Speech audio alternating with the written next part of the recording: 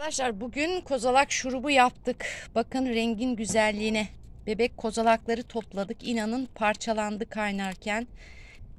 Belki 10 saattir kaynıyor. Bakın bebek kozalaklardan topladık. Ve astım, bronşit geçmeyen öksürüklerinize hasta olmayı beklemeyin arkadaşlar. Bakın bu güzellikten alın, dolabınıza atın. Şifa niyetine kullanın. Saatlerce yapım aşaması çok zahmetli gerçekten.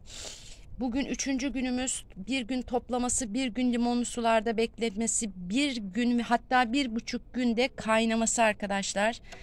Bu reçinesinin çıkmasını sağlayabilmek için uzun süre odun ateşinde kaynatıyoruz.